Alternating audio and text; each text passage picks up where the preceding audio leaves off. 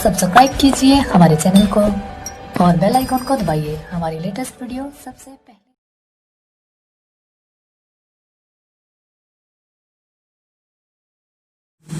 Good morning dear student. तो आज का हमारा टॉपिक होगा बच्चों की आवेशित चालक की स्थितिज ऊर्जा कितनी होती है। अगर दो आवेशित चालक हैं उनको जोड़ दिया जाए तो परस्पर आवेशों का पुनर्वितरण कितना होगा और उभयनिष्ठ विभव क्या होगा। बच्चों प्रीवियस वीडियो में हमने पढ़ा कि चालक क्या होता है, चालक क्या होता है, मुक्त इलेक्ट्रॉन क्या होते हैं, बद्ध आवेश क्या होता है और धारिता के बारे में पढ़ा। किसी गोली चालक की धारिता कितनी होती है उसके बारे में पढ़ा। धारिता का मात्रक बीमा एवं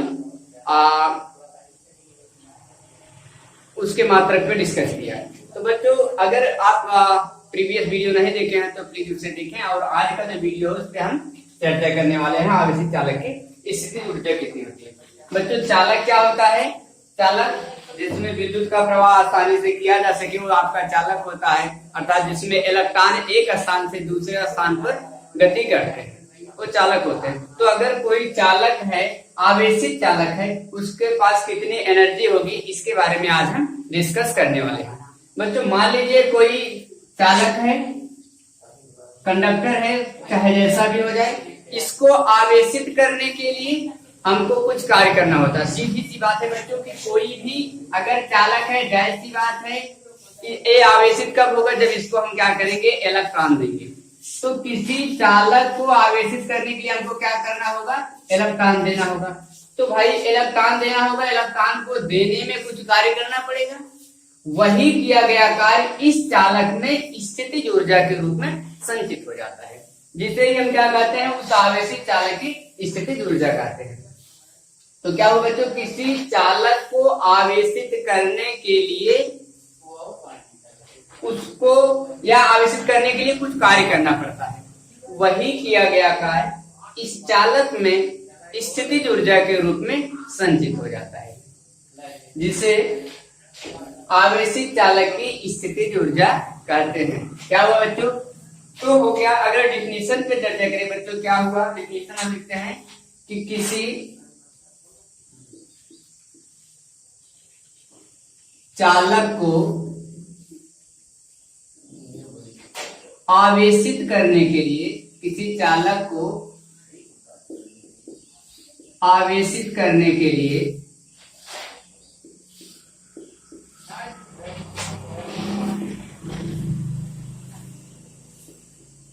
कुछ कार्य करना पड़ता है,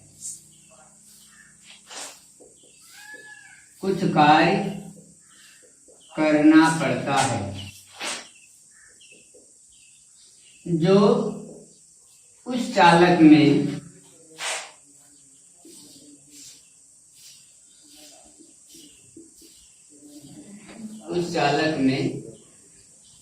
स्थितिज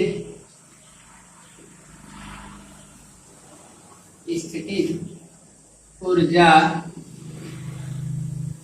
के रूप में संचित हो जाता है।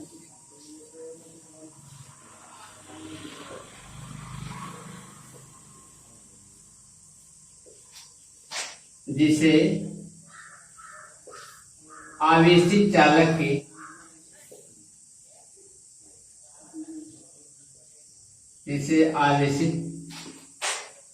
चालक की स्थितिज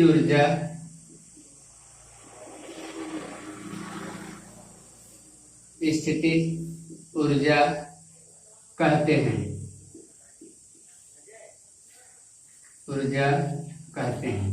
तो ये बच्चों हो गया किसी आवेशित चालक की स्थितिज ऊर्जा कि कोई अगर चालक है उसको आवेशित करने के लिए कुछ कार्य करना पड़ता है और जो किया गया कार्य है उस चालक में स्थितिज ऊर्जा के रूप में क्या होता है, संचित हो जाता है, जिसे हम क्या कहते हैं, उस चालक की स्थितिज ऊर्जा कहते हैं। मान लीजिए बच्चों मेरे पास एक कोई चालक है, कंडक्टर है। अब उस कंडक्टर को, ये कंडक्टर है बच्चों, क्या है, चालक है, फील्ड समझिएगा। अब मेरे पास है प्लस क्यू आवेश, इस प्लस क्यू आवेश को देना है हमको, इसको मतलब इस चालक को देना, अर्थात इसको आवेशित करना है।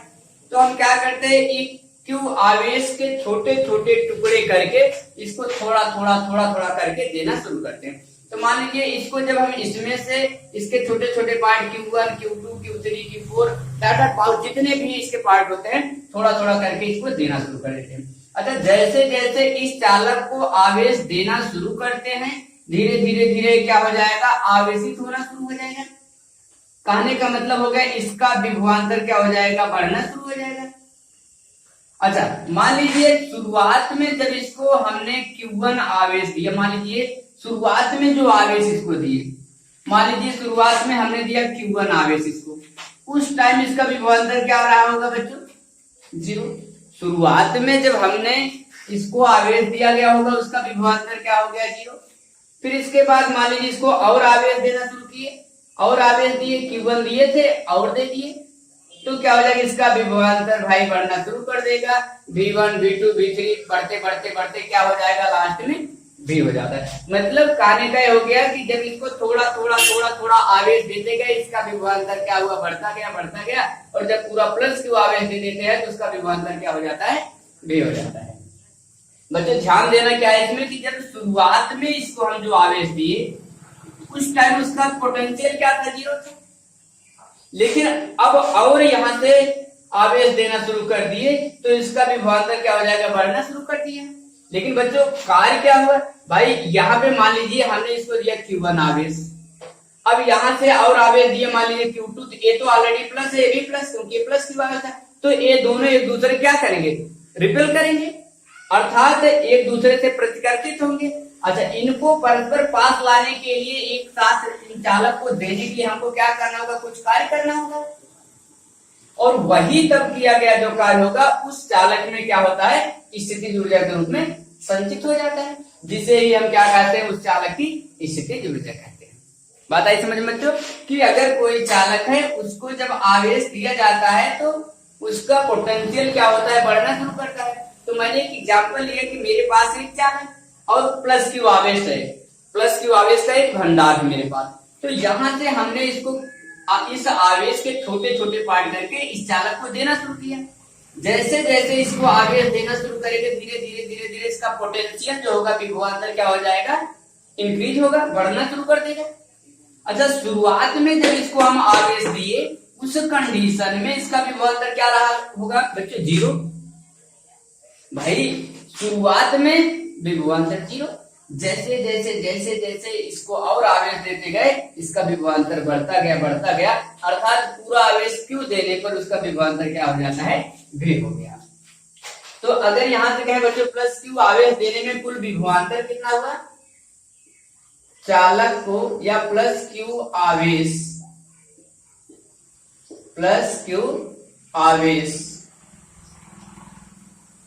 चालक को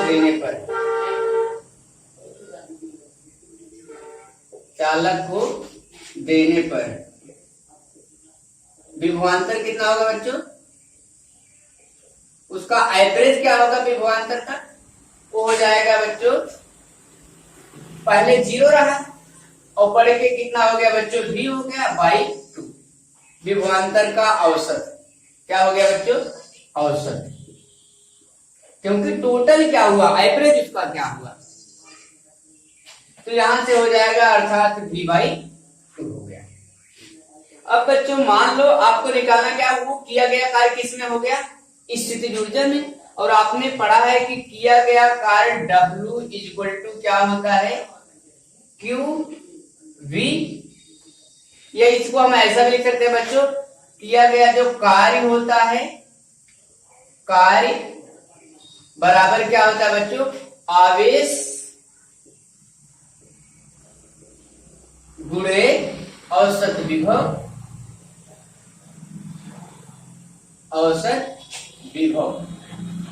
यहाँ पे बच्चों आप विभव भी बोल सकते हो, औसत विभव। तो किया गया कार्य क्या होता है बच्चों, W इक्वल टू आवेश कितना दिए बच्चों, प्लस Q आवेश, और उसका औसत विभव कितना आ गया, V बाई 2, औसत विभव कितना आ गया, V बाई 2। तो बच्चों यहां से अब आपने कहा वही किया गया कार्य जो है चालक में स्थितिज ऊर्जा के रूप में हो जाता है, तो ये किया गया कार्य आपका स्थितिज ऊर्जा हो गया, U इज इक्वल टू क्या हो गया बच्चों, 1/2 QV। क्या गया बच्चों? 1/2 QV। बच्चों एक चीज ध्यान दो, यहां से अगर इसको हम धारिता के पार में लिखना चाहें, धारिता के पार में लिखना हुआ तो क्या हो जाएगा बच्चों? आपको पता है कि C बराबर क्या होता है? Q/V होता है। या यहाँ से हम बच्चों कर सकते हैं Q बराबर क्या हो जाएगा? CV हो जाएगा। तो यहाँ से U इक्वल टू क्या आएगा बच्चों? U इक्वल टू 1/2 Q के स्थान पे हो गया बच्चों CV इंटू Q के स्थान पे CV इंटू V। ये हो जाएगा आपका बच्चों U equal to 1/2 CV into क्या हो जाएगा? V square, 1/2 CV²। और भी लिखना होगा, अगर मान लीजिए बच्चों यहाँ से हम V बराबर करेंगे तो क्या हो जाएगा? Q/C आवेश और धारिता के पार में। तो यहाँ से क्या हो गया बच्चों? U equal to 1/2 C into V²। V के स्थान पे क्या आ गया बच्चों? Q/C। अब स्क्वायर है तो इसका हमने क्या कर दिया? स्क्वायर, क्योंकि यहाँ V स्क्वायर है। तो आ जाएगा बच्चों U इक्वल टू 1/2 C। अब Q का स्क्वायर होगा Q² अपान कितना हुआ? C²। एक C कैंसिल हो जाएगा, U इक्वल टू आ जाएगा 1/2 Q² अपान C। ये नेक्स्ट फार्मूला हो गया। उसी तरह आप धारिता विभवांतर के पद में विभवांतर, आवेश के पद में आवेश और धारिता के पद में ला सकते हैं। तो बच्चों आवेशी चालक की स्थिति ऊर्जा हमने पढ़ा। क्या होता है बच्चों कि अगर कोई चालक है उसको आवेशित करने के लिए हमको कुछ कार्य करना पड़ता है, वो किया गया कार्य उसमें स्थितिज ऊर्जा के रूप में संचित हो जाता है, जिसे हम उस चालक की क्या कह लेते हैं? स्थितिज ऊर्जा कह लेते हैं। पर इसका हमने फिर लिया कि कोई अगर चालक है तो उसको अगर आवेश देना शुरू करेंगे, धीरे धीरे धीरे क्या होगा? उसका जो पोटेंशियल होता है विभवांतर बढ़ना शुरू हो जाता है। विभवांतर बढ़ता जाएगा बढ़ता जाएगा बढ़ता जाएगा, अर्थात कहने का मतलब हो गया अगर उसको हम प्लस Q आवेश हमको देना है तो एक बार में प्लस Q आवेश नहीं देना है, तो हम उसको थोड़े थोड़े थोड़े थोड़े भाग में देना शुरू करते हैं। तो बच्चों जब शुरू में उसको हम उस प्लस Q आवेश का छोटा सा पार्ट उस चालक को देते हैं तो उस टाइम उसका जो विभवांतर होता है 0। इसके बाद दोबारा उस आवेश का जो भाग देते हैं तो उसका विभवांतर भी होता है। लेकिन बच्चों पहले उसको हम Q आवेश का कुछ भाग दिए प्लस Q आवेश का, तो जब प्लस Q आवेश का अगला पार्ट देते हैं तो दोनों प्लस Q आवेश एक दूसरे से क्या होंगे? प्रतिकर्षित होंगे, जिसके कारण क्या होगा? उसके विरुद्ध हमको कुछ कार्य करना पड़ता है। तो किया गया कार्य उसमें क्या हो जाएगा? स्थितिज ऊर्जा के रूप में संचित हो जाएगा। तो कहने का मतलब हो गया कि भाई प्लस Q आवेश चालक देने को उसका टोटल विभवांतर का औसत क्या हुआ? पहले 0 था, बढ़ के V हो गया, आ जाएगा 0 + V/2, यहाँ से हो जाएगा V/2। कार्य का फार्मूला आवेश इंटू औसत विभव, कार्य को W से डिनोट करते हैं, आवेश Q दिया गया, औसत विभव V/2 आ गया। अर्थात इसको हम लिख सकते हैं बच्चों यही किया गया कार्य आपका स्थितिज ऊर्जा होगा, तो इसको हमने लिखा U equal to 1/2 Q into V। बच्चों Q बराबर क्या होता है? या C बराबर Q अपान V होता है। तिरछा गुणा करेंगे Q बराबर CV, तो जहां Q था उसके स्थान पर हमने CV लिखा, तो क्या U इक्वल टू 1/2 और Q के स्थान पे CV इंटू V, VV का गुणा है CV²। या विभवांतर के पद में लिखेंगे तो V इक्वल टू क्या हो जाएगा? Q/C। तो जहां पे V था उसके स्थान पे Q/C स्क्वायर था स्क्वायर, Q² बटा C², C कैंसिल हो जाएगा, U बराबर 1/2 Q² अपन C हो गया। इसके बाद आपका अगला नेक्स्ट टॉपिक क्या है बच्चों कि दो आवेशित चालकों को जोड़ने पर आवेशों का पुनर्वितरण कितना होगा या उभयनिष्ठ विभव कितना होगा। चलिए आइए उसको भी डिस्कस करते हैं कि अगर दो आवेशित चालक हैं, ऑलरेडी आवेशित मतलब उन पर आवेश है, अगर उनको किसी तार द्वारा जोड़ दिया जाए, तार जो होगा उसका प्रतिरोध नगण्य होगा। मान लीजिए दो आवेशित चालक है मेरे पास, एक हो गया, एक आवेशित चालक और है बच्चों, ये हो गया। इस टाइम बच्चों ये जो आपका आवेशित चालक है इसका जो इस पर आवेश Q1 है और इस पर आवेश क्या है बच्चों? Q2 है, और इसका विभवांतर उस समय V1 था, इसका विभवांतर क्या था? V2। इसकी धारिता C1 थी, इसकी धारिता क्या है बच्चों? C2 है। दो आवेशित चालक है, आवेशित चालक का मतलब हो गया बच्चों इस पर ऑलरेडी आवेश है। कितना आवेश है पहले चालक पर? Q1 आवेश। बच्चों अगर आवेश है तो विभवांतर भी होगा, तो इसका विभवांतर कितना है V1। और अगर आवेश है तो जाहिर सी बात धारिता V1, क्योंकि धारिता क्या था बच्चों, आवेश संग्रहण करने की माप थी। यहाँ से इसकी धारिता क्या है C1 शुरुआत में, और इसका इस पर आवेश Q2 है, विभवांतर V2 है, धारिता क्या है C2 है। यहाँ बच्चों अगर हम थोड़ा सा थियरी लिख देते हैं, माना मेरे पास क्या है, दो आवेशी चालक हैं, माना दोनों आवेशित चालकों की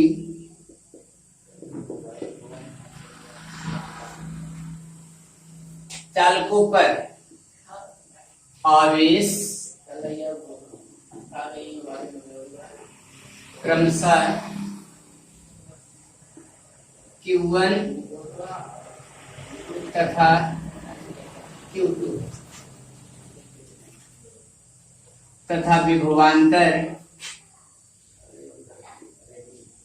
तथा विभव V1 V2 है। धारिता कितनी है बच्चों, धारिता C1 C2 है।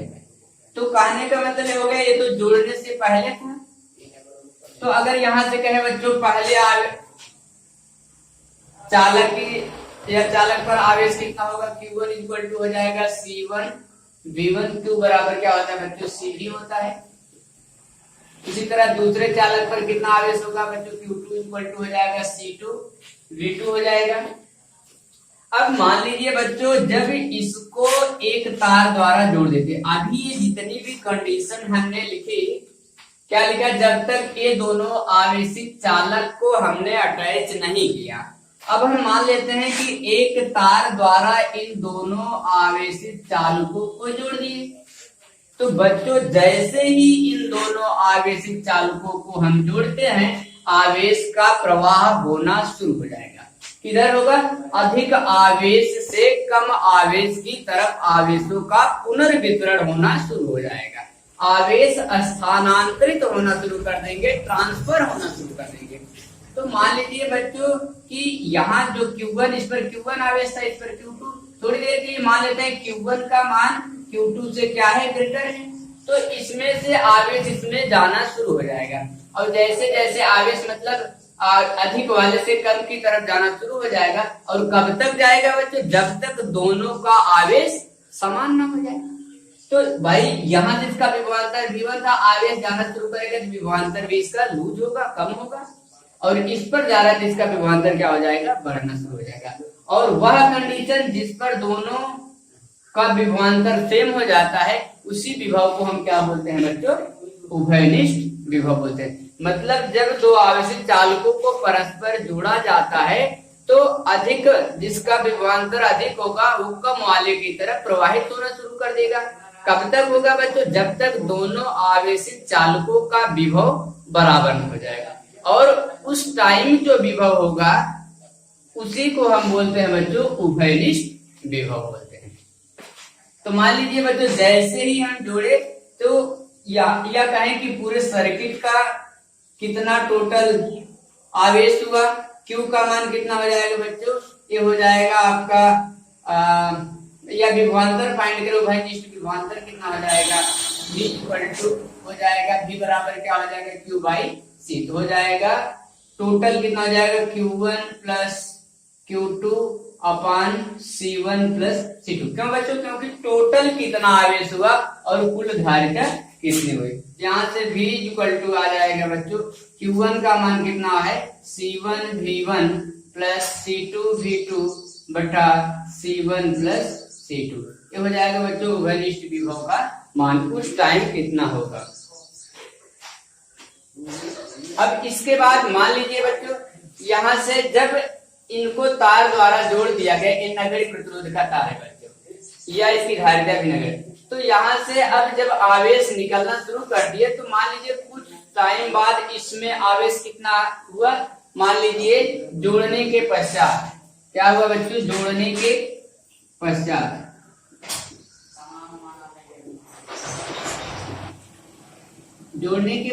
क्या हुआ बच्चों, मान लीजिए इस पर पहले चालक पर आवेश Q1 डैश हो जाता है और दूसरे चालक पर Q2 डैश हो जाता है। यहाँ से Q1 डैश बराबर क्या हो जाएगा बच्चों, Q1 डैश बराबर हो जाएगा, उसकी धारिता C1 थी और विभवांतर कितना हुआ बच्चों, उभयनिष्ठ विभवांतर हो गया V। उसी तरह Q2 बराबर कितना हो जाएगा, C2 उभयनिष्ठ विभवांतर हो गया V, क्योंकि V पे जाके दोनों का विभवांतर बहाना रुक गया। यहाँ से क्या हो जाएगा, Q1 डैश बटे Q2 डैश का मान फाइंड करें तो जाएगा C1 भी बटे C2 भी, भी कैंसिल होकर के आ जाएगा C1 बटे C2। कहने का मतलब ये हो गया बच्चों कि आवेशों का मतलब स्थानांतरित आवेशों का जो अनुपात होगा उनके धारिताओं के अनुपात के बराबर होगा।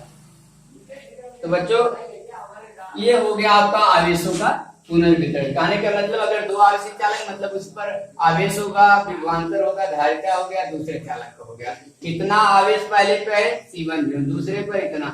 अब जैसे इन दोनों को जोड़ते हैं, एक कब की कंडीशन है बच्चों, जोड़ने पर जब उनको किसी तार द्वारा जोड़ा गया, जैसे ही तार द्वारा जोड़ते हैं तो आवेशों का प्रवाह होना शुरू हो जाता है। कब तक होगा, जब तक दोनों का विभव क्या हो, समान न हो जाए। और जब जिस कंडीशन में विभव समान होता है उसको हम बोलते हैं बच्चों उभयनिष्ठ विभव, और उभयनिष्ठ विभव का मान उस कंडीशन हो जाएगा कुल आवेश बटे कुल धारिता, कुल आवेश Q1 धन Q2 बटे कुल धारिता C1 प्लस C2। Q1 का मान C1 V1, Q2 का मान C2 V2 बटे C1 प्लस C2। ये हो गया आपका उभयनिष्ठ। लेकिन बच्चों जब जोड़ दिए आवेश निकल गए, इसका आवेश कुछ कम हुआ तो बचा कितना आवेश, मान लीजिए Q1 डैश, इसका बढ़ गया तो कितना हो गया, Q2 डैश हो गया। अगर यहाँ से Q1 डैश का मान तब निकालें तो जाएगा धारिता इसकी C1 थी, धारिता तो भाई वही रहेगी, और उभयनिष्ठ विभवांतर उस टाइम लिखा जाए क्योंकि विभवांतर इसका कम हुआ, इसका बढ़ गया। Q2 डैश बराबर C2 भी, अगर दोनों का रेशियो निकालेंगे तो V कैंसिल होकर के A आ जाएगा। इसके बाद अब अगला टॉपिक आपका नेक्स्ट वीडियो में होगा। आज के वीडियो में बच्चों बस इतना ही। वीडियो अच्छा लगे तो प्लीज लाइक करिएगा, शेयर करिएगा और सब्सक्राइब करना